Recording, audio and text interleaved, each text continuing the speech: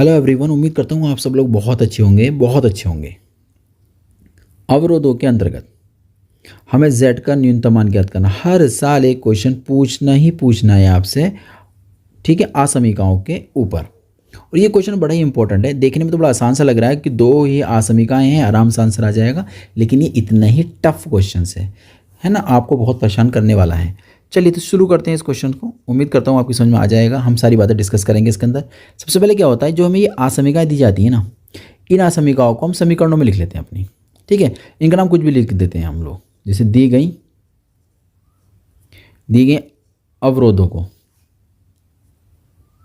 या दी गई असमीकाओं को, दी गई असमीकाओं को समीकरणों में लिखने पर या समीकरणों में बदलने पर, ठीक है, समीकरणों में हम इसको बदल देंगे। क्यों बदलते हैं समीकरणों में?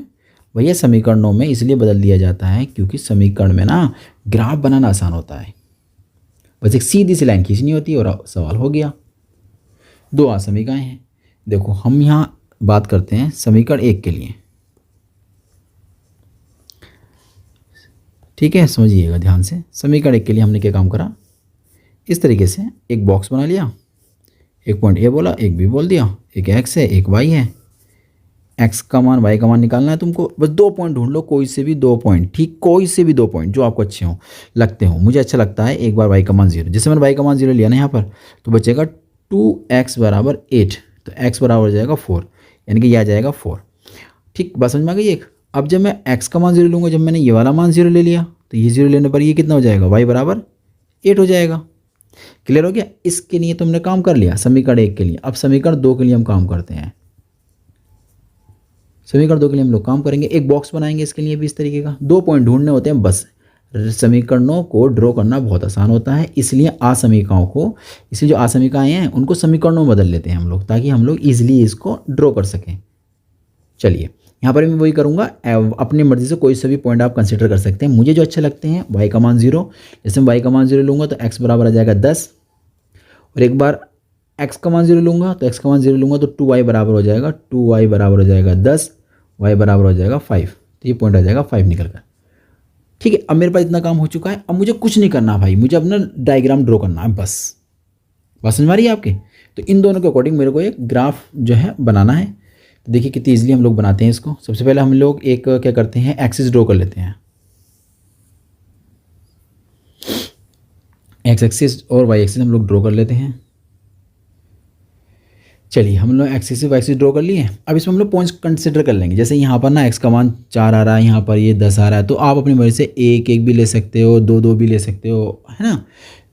तो मैं यहाँ पर एक एक ले लेता हूँ, 1 2 3 4 5 6 7 8 9 10, एक को एक्स्ट्रा ले लेते हैं, चलिए 11।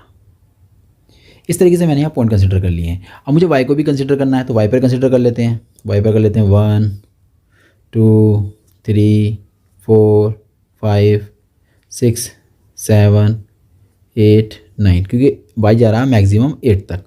तो कहने का मतलब ये है कि आपने इस तरीके से इसको ड्रॉ कर रख लिया है पॉइंट्स को। अब ये पॉइंट यहाँ शो कर दीजिए। ए पॉइंट कितना है, जब एक्स का मान 0 वाई का मान हो, सॉरी एक्स का मान 4 वाई का मान 0, तो वो पॉइंट मिलेगा आपको, एक्स का मान 4 यहाँ मिलेगा, वाई का मान 0। ठीक, ये पॉइंट आपको हो गया ए, यहाँ कंसिडर कर लीजिए, ये ए पॉइंट है। बी पॉइंट कहाँ होगा, जब एक्स का मान 0 और वाई का मान होगा 8, तो एक्स का मान 0 वाई का मान 8, एक्स का मान 0 वाई का मान 8, वो यहाँ मिलेगा, ये आपको मिला बी पॉइंट। अब इन दोनों को मिलाते हुए एक लाइन आप ड्रॉ कर दीजिए। मेरे पास अभी स्केल नहीं है, इसलिए मुझे हो सकता है लाइन ड्रॉ करने में कुछ प्रॉब्लम्स हो जाए। ठीक है, हो गया, एक लाइन मैंने यहाँ ड्रॉ कर दी है। अब हम लोग ना दूसरी लाइन ड्रॉ करेंगे। एक लाइन हमारी आ चुकी है। अच्छा, लाइन की पहचान के नहीं है ना, जो लाइन है ना समीकरण है उसकी बोल देंगे फर्स्ट। ये फर्स्ट वाली समीकरण हमने ड्रॉ करी है। अब सेकंड देखते हैं। एक्स का मान 10 लेना है, वाई का मान लेना है 5, तो ओके, एक्स का मान 10 तो यहाँ मिलेगा, चले पॉइंट पर, ये पॉइंट रहा, और 10 के बाद 5 मिलेगा मेरे को इस पॉइंट पर, ये रहा। इसकी वैल्यू है मेरे पास सी, इसकी वैल्यू, इसका नाम रखा है मैंने डी। तो इन दोनों को मिलाते हुए एक लाइन हम लोग और ड्रॉ कर लेते हैं।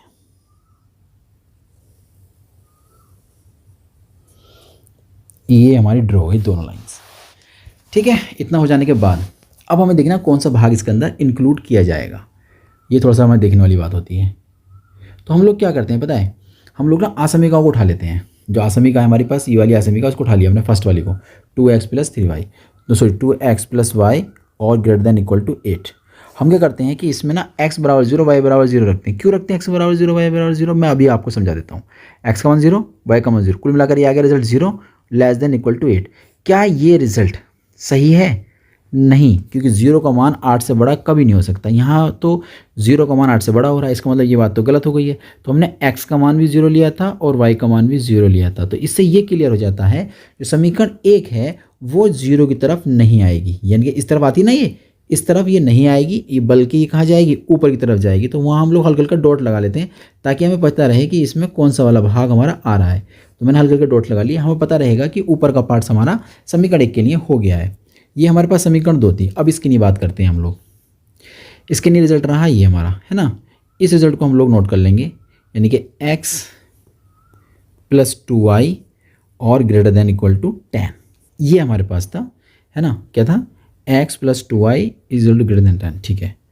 x + 2y greater than equal to 10। यहाँ पर भी x का मान 0, y का मान 0 रखेंगे तो पूरा रिजल्ट 0 हो जाएगा और इक्वल टू आ जाएगा हमारे इस तरीके का केस, ये आ गया। अब क्या ये सही है? हमने देखा ये भी सही नहीं है, रिजल्ट भी सही नहीं है, क्योंकि 10 0 से छोटा थोड़ी ना होता है, तो ये भी गलत हो गया। इस केस में भी हमने x का मान 0 y का मान 0 लिया था, इसलिए रिजल्ट बना था हमारा 0। तो यानी कि ये वाली जो इक्वेशन है इसके द्वारा भी 0 की तरफ सॉल्यूशंस आपका नहीं आएगा। ये 0 आएगा ना इस तरफ, तो 0 की तरफ वाला सॉल्यूशन इसमें नहीं ले सकते। तो हम कौन सा लेंगे? सेकंड साइड वाला, यानी कि बैक वाला सॉल्यूशन हमारा लिया जाएगा, यानी ऊपर की तरफ का सॉल्यूशन लिया जाएगा। अब हमें देखना है कि इन दोनों जो आसमिकाएं हैं इनमें कौन सा भाग कॉमन आ चुका है। तो देखने पर लग रहा है कि इस वाले भाग में ये वाला सारा पार्ट्स आ रहा है ना, ये वाला सारा पार्ट्स कॉमन हो रहा है। इसमें तो अगर हम लाइन ड्रॉ करेंगे ना तो इसमें यही वाला भाग आ सकता है कॉमन, इसका तो ऊपर की तरफ है ना, तो दोनों में ऊपर की तरफ कॉमन ज़रूर आ जाएगा। तो हमारा ये जो भाग मैं शेडेड कर रहा हूँ, छायांकित कर रहा हूँ, ये छायांकित भाग जो है यही आपका अवरोधों का क्या है, एक कॉमन पार्ट्स है, उभयनिष्ठ है। अब हमें इतना जब मिल जाता है ना तो इसके बाद हम लोग क्या काम करना होता है पता है, हमें इसके कॉर्नर पॉइंट देखने होते हैं। कॉर्नर पॉइंट कौन कौन से हैं? एक तो ये रहा, एक पॉइंट ये है, एक पॉइंट ये है। ये पॉइंट तो क्लियर है, ये सी पॉइंट था, हमें पता है इसका मान। ये पॉइंट हमारा बी है, इसका मान भी पता है।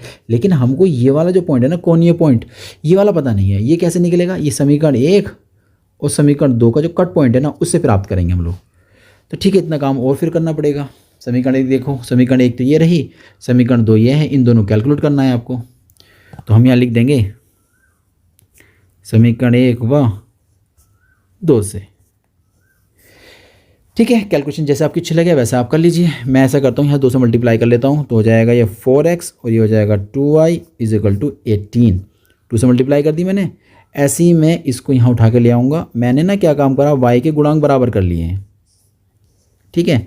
वो आप 12th क्लासेस में हैं, आप इतना तो जानते ही हैं। यहाँ हो जाएगा 3x और ये बचेगा आपके पास 6। कुल मिलाकर यहाँ से कट के आ जाएगा x = 2। x का मान 2 आ गया। अब क्या होता है जब x का मान 2 आ गया ना तो इसको हम पुट कर देंगे किसी भी इक्वेशंस में जो आपको अच्छी लगे। मैं पुट कर देता हूँ फर्स्ट में, x का मान 2 रखूँगा तो कितना हो जाएगा, 2 दूनी 4 हो जाएगा, 4 + y = 8 हो जाएगा। तो कुल मिलाकर y का मान कितना हो जाएगा, दिस, y बराबर हो जाएगा 4। तो हम ऐसे करते हैं, इसका नाम रखते हैं बिंदु P। जो कटान बिंदु था ना, जो कटान बिंदु था उस बिंदु का नाम हम लोगों ने रख दिया P। P = x, y मतलब 2, 4। तो ये जो पॉइंट हमारा यहाँ आया P, ये P पॉइंट बन जाएगा। इसका मान हम लिखना चाहे तो लिख देंगे, तो छोड़ो उसको, बाद में लिख देंगे। इतना हमारा आ चुका है। अब हम क्या करेंगे, जब इतना आ जाता है ना तो भाई हमने एक बॉक्स बना लेते हैं। अब हम लोगों ने बॉक्स, लास्ट बॉक्स है ये, लेकिन अभी क्योंकि हमारा जो क्षेत्र आया है वो ऐसा है जो बाउंडेड नहीं है, जो घिरा हुआ नहीं है, खुला हुआ क्षेत्र है, यानी कि ये बाउंडेड नहीं है, बहुत ऊपर तक जा सकता है, इसलिए ये परिबद्ध है। परिबद्ध नहीं है, अपरिबद्ध कहलाएगा, ठीक है। चलिए, जो जो पॉइंट हमारे कोने पाए वो हम लिख लेते हैं, यानी कोणीय बिंदु या कोणीय बिंदु या शीर्ष बिंदु भी आप बोल सकते हैं। कुल मिलाकर आपने इन बिंदुओं का नाम लिख दिया। z बराबर जिसका मान आपको फाइंड करना था वो आप नोट कर दीजिएगा। z बराबर था 50x 70y, ठीक है। कितना हो जाएगा, 50x + 70y। बहुत इंपॉर्टेंट क्वेश्चन है। यहाँ से हम लोग b का मान ले लेंगे क्योंकि b हमारा इस टॉप पर आया था 0,8 बन जाएगा, 0,8 हो गया। अच्छा सी पॉइंट भी हमारा कंसिडर हुआ है ना, हमारा सी पॉइंट भी इसमें आया तो ये रहा, सी पॉइंट यहाँ है ना, ये हैगा, तो ये कितना आया था 10,0, यह आ जाएगा 10,0। एक हमारा पी पॉइंट भी आया था, ये आया, देखो पी पॉइंट यहाँ पर इस टॉप पर है ना, तो पी पॉइंट की वैल्यू 2,4 थी ना, यहाँ हमने निकाली थी, ये रही, ये भी हम नोट कर देंगे 2,4। इतना हो जाने के बाद सवाल अभी ख़त्म नहीं हुआ है, ठीक है, सवाल तो मुझे लगता है अब शुरू हुआ है। यहाँ तक तो हम सब लोग हर क्वेश्चन में करते ही थे ना। वैल्यू पुट करिए, x का मान 0, y का मान रखेंगे 8, तो 8 सत्ते हो जाएगा 56, यानी कि 560 हो गया। x का मान रखेंगे 10, 10 रखेंगे तो 50 से मल्टीप्लाई करने पर आ जाएगा 500, रखेंगे 2 यानी कि हो जाएगा 2 रखने पर 100, एवॉइड कर लें 100, प्लस करेंगे तो 7 चौक 28, कुल मिला हो जाएगा 380 हो गया। अब ये जो है ना, इन तीनों में सबसे मिनिमम कौन आया है, इन तीनों में सबसे मिनिमम आया है ये वाला, तो ये सबसे मिनिमम है, तो यहाँ लिख देंगे मिनिमम या न्यूनतम। लेकिन अभी ये आंसर नहीं है, हमें सिर्फ क्या पता चला है, हमें सिर्फ इतना पता चला था बिंदु 2,4 पर z का न्यूनतम मान 380 प्राप्त हुआ है।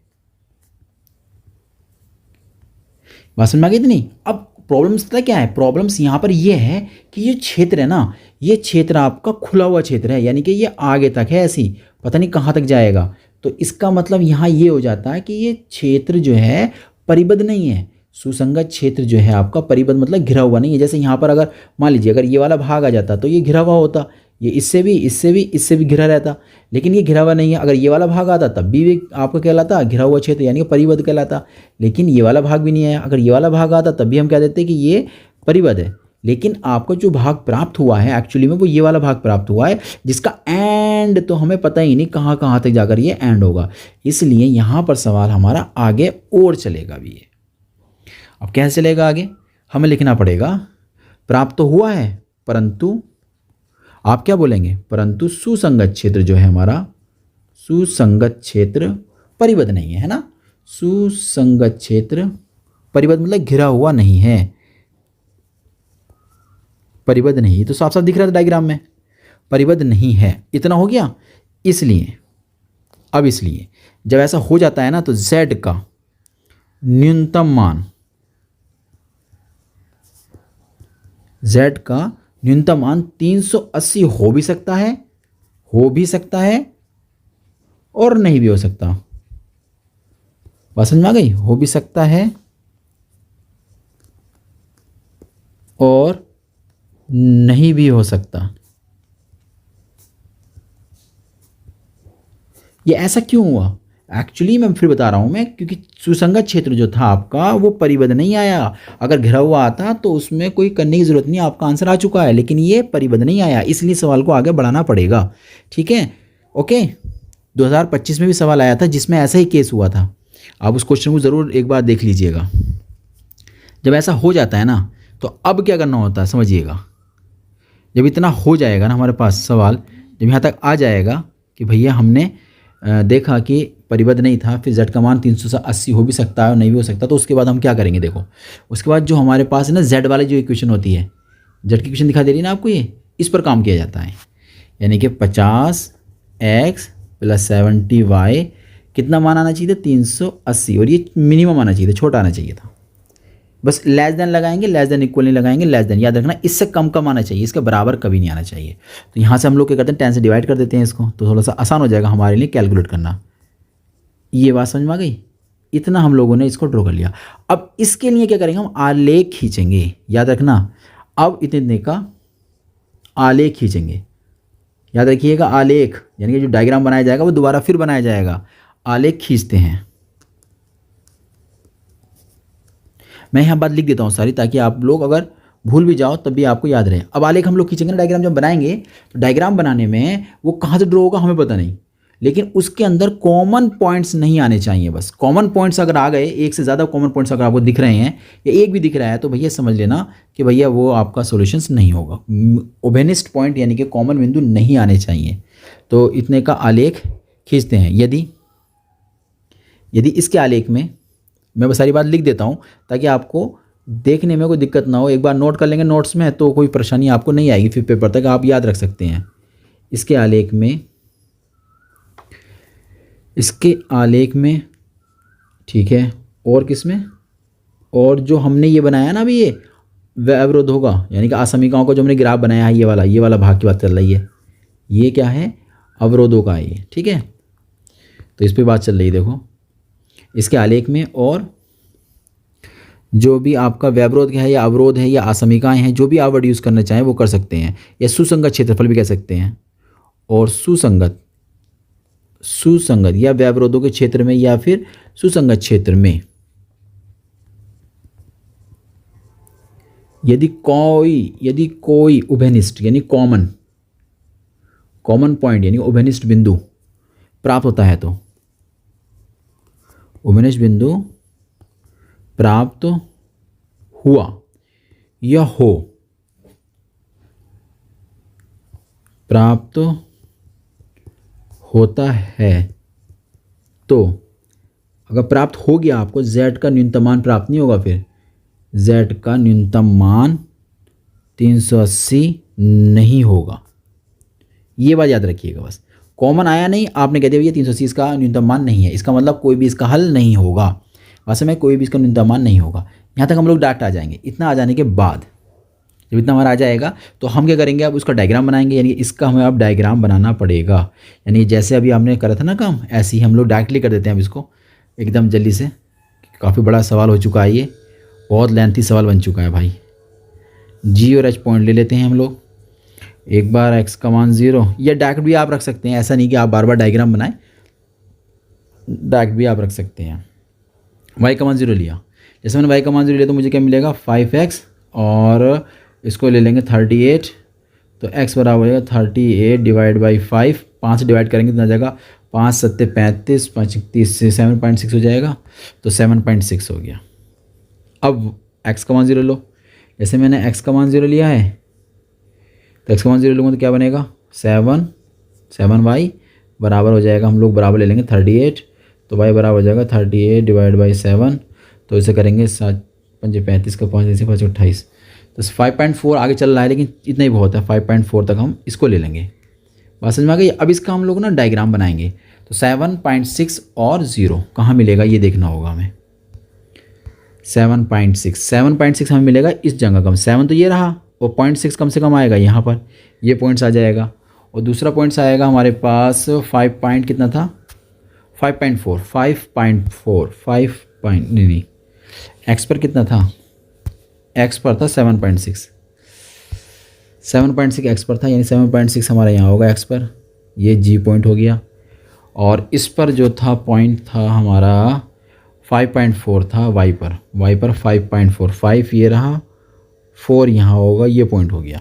अब इन दोनों को मिलाती हुई लाइन को हमें ड्रॉ करना है, और लाइन हमारी इस तरीके से आ जाएगी। देखिए ये आई। मिनिमम की बात कर रहा है तो इसमें क्षेत्र आएगा नीचे वाला। तो इसका मतलब ये है कि यहाँ पर कोई भी उभयनिष्ठ पॉइंट आपको प्राप्त नहीं हो रहा है, ठीक है। इसका मतलब ये होगा अगर कोई पॉइंट हमें प्राप्त नहीं हो रहा है, उभयनिष्ठ पॉइंट नहीं आया हमारे इस ग्राफ के अंदर, तो अब क्या करेंगे हम, अब लास्ट में लिखेंगे आलेख से स्पष्ट है। जो डायग्राम हमने बनाया ना, इसका जो हमने डायग्राम ड्रॉ किया उसके अकॉर्डिंग आलेख से स्पष्ट है कि 5x और प्लस 7y लेस देन 38 में कोई भी बिंदु क्या नहीं है, उभयनिष्ठ नहीं है, ठीक है। उभयनिष्ठ नहीं है, उभयनिष्ठ नहीं है तो z का जो मान था प्राप्त, z का न्यूनतम मान कितना था भैया 380 है। अगर उभयनिष्ठ नहीं आया कोई पॉइंट तो है ना, उभयनिष्ठ आ जाता ना भाई तो ये 380 नहीं कहलाता, फिर 380 इसका आंसर ही नहीं होता। तो उम्मीद करता हूँ ये क्वेश्चन आपकी समझ में आ गया होगा। मिलते हैं नए क्वेश्चन के साथ। 2025 में भी इस टाइप का क्वेश्चन आया, उसको भी एक बार विजिट कर लेना ताकि दोनों क्वेश्चन आपकी समझ में अच्छी तरीके से आ जाएं। मिलते हैं नए क्वेश्चन के साथ।